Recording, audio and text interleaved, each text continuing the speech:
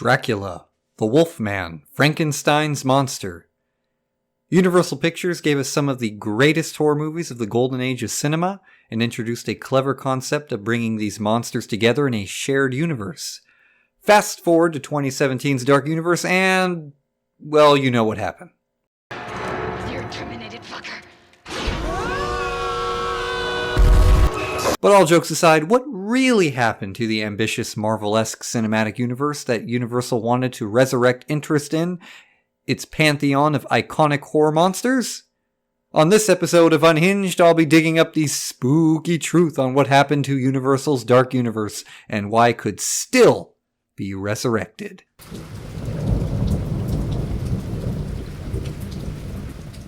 The year is 2017. And the Mummy franchise is being rebooted. It's going to have Tom Cruise and a female mummy. I was reluctant to see the franchise given a rebirth, especially after loving the Brendan Fraser-helmed action-adventure that began in 1999.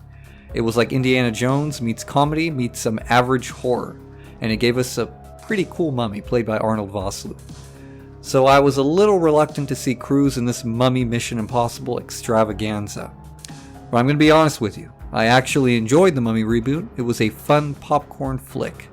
It had glaring flaws and left something desperately desired, actual horror folks, but it was okay. But that wasn't good enough as a kickoff for Universal's Dark Universe, the ambitious, multi-monster involved world where the Invisible Man, the creature from the Black Lagoon, and Dracula could either work together or mess each other up, or both. Yet, 2017's The Mummy was a commercial and critical failure, and Universal Pictures lost a lot of money, a lot of dinero, like Scrooge McDuck level of money on their gamble. So the Dark Universe was back in its grave before it could even bare its fangs. That should be the end of the story, right? That's what happened to the Dark Universe, period. Nothing more to see, folks, but not quite. Like the monsters that walk the halls of Universal fame, this kind of endeavor has died and come back before, a few times actually. So let's examine what seems to keep happening and if the Dark Universe can return and finally reclaim its undead glory. We all know that the very successful Universal horror films, the classics that we all know, had the only real successful shared universe among the monsters in question.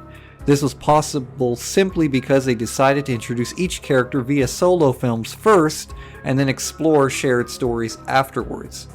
It was a model of success that Marvel would follow decades later. The problems began when Universal Studios wanted to reintroduce their monsters in a new way in the remake era, which had them taking liberties on their own properties.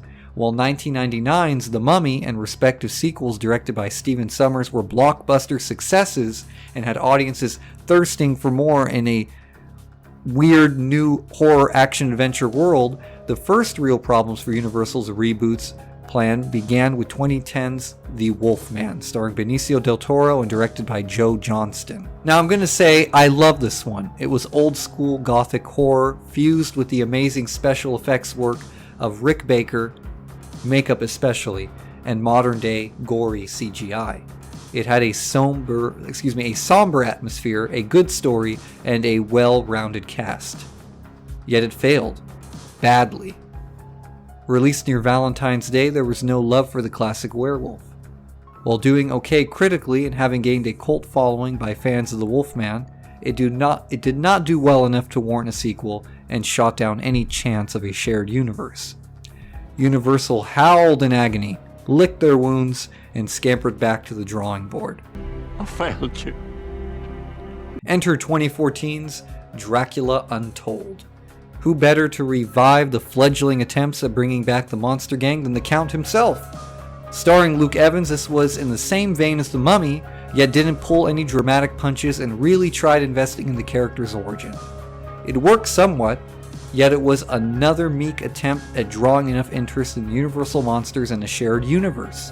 Dracula Untold tried to take elements of the Marvel movies, package them up with the flavor of easy-to-digest modern horror action, and wrap it up with a time period bow. It was a strange direction, and it left audiences wondering if Dracula was worth following at all. It pretty much put Universal back in the coffin once again, although Luke Evans may return to the role of Dracula in the near future. Maybe. Lastly came 2017's The Mummy. Aside from the glaring problems with the film, this was the most ambitious of the recent attempts. It even came out of the gate with the Dark Universe logo in the opening credits. Very ambitious indeed. Yes, it was a movie that abandoned horror for dizzying action and star power. The prodigium element and having Russell Crowe play a Nick Fury type was interesting, but it was too much too soon. Sofia Boutella did a great job in her role as Princess Amenette, and maybe setting aside the prodigium thing could have allowed for her character to shine through when it couldn't. And don't even get me started on Mr. Tom Cruise. He's always fun to watch, but using his character as a steward of this new universe was a terrible creative decision. If anything, Crowe could have been cast as the main protagonist, a la an adventure story, keep the female mummy, and make it a horror film with some action elements. There you go, Dark Universe idea saved by yours truly. But alas, that was not to be. The Mummy fell flat on its undead face. All future Dark Universe projects were put on hold, and some even scrapped. With the departure of Alex Kurtzman, the man behind the Waterloo-esque failure from Universal, a new direction was going to take shape. It was now a financial and creative necessity if the monsters were going to roar into an era of cinematic success, or stay in their graves only to be brought up in conversations of the good times during the Golden Ages, Bela Lugosi and Lon Chaney Jr. era, or the later Hammer films with Christopher Lee and Peter Cushing. So seeing as we know the history of the short-lived official Dark Universe in its previous incarnations, what really were the shortcomings then? Aside from the disastrous gamble taken by Kurtzman, the answer is simply that Universal Pictures could not maintain a consistent horror tone for any of its movies, which is something the original monster films had that made them wildly successful for audiences long ago. They need to reinvigorate what has worked for them in the past and not play Marvel. They're in a league of their own, and a unique one at that. Their remake and reboot films were like an experiment that a senile Dr. Frankenstein concocted at the Transylvania Bingo Hall. You can't have werewolves and vampires work like the Avengers. Monsters don't do that. They're brooding, they're bloody and brutal. And to have the so-called Dark Universe, their movies need to be just that. Dark. With that being said, the buried Dark Universe can be resurrected, folks. Look no further than Lee Whannell's The Invisible Man, the 2020 remake of that classic horror film. Though not part of any cinematic universe officially, is a great first step for revitalizing the classic horror monsters. Praised on its modern-day interpretation of a chilling story, this standalone movie is what The Mummy could have been to set up a potential universe later. Due to the Invisible Man's success, Universal is already pumping up its producers, writers, and directors to embrace this new approach. Make good solo films and then work from there. Any and all of the future Dark Universe films, including the in-the-works films like Bride of Frankenstein, Dark Army, and Renfield, are probably going to fall in line with this new direction.